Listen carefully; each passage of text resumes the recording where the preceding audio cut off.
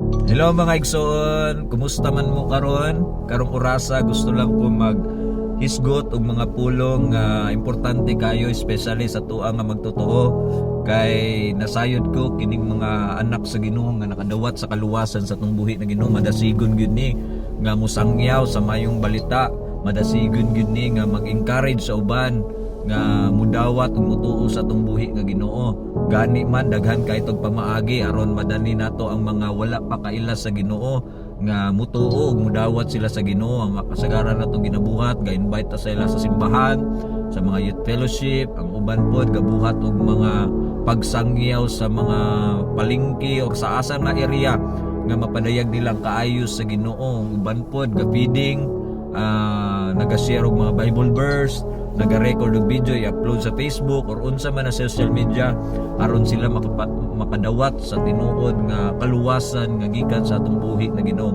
Igsoon maayo kaayo na nga ginabuhat kay ang Ginoo nalipay gyud ana, kay gusto sa Ginoo nga masangyaw gyud nato, masabwag gyud nato ang kaluwasan ug maayong balita nga gikan sa Ginoo.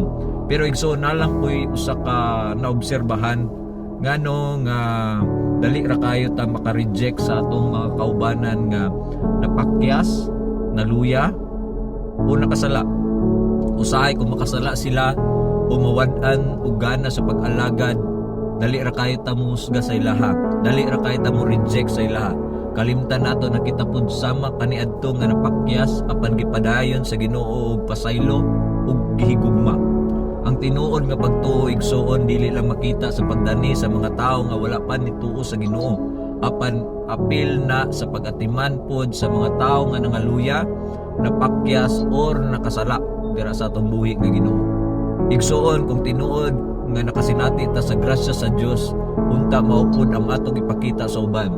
Dili husga, kung dili tabang ug pagampo. Busa karon kung nakay kaubanan nga nasayop, ayaw siya biyahe. Tabangis siya ug paminawa siya ug ipakita ang gugma sa Ginoo nga buhi pa hangtod karon. Igsoon, ikaw ang gigugma sa Ginoo ug gigugma pud sila sa Ginoo.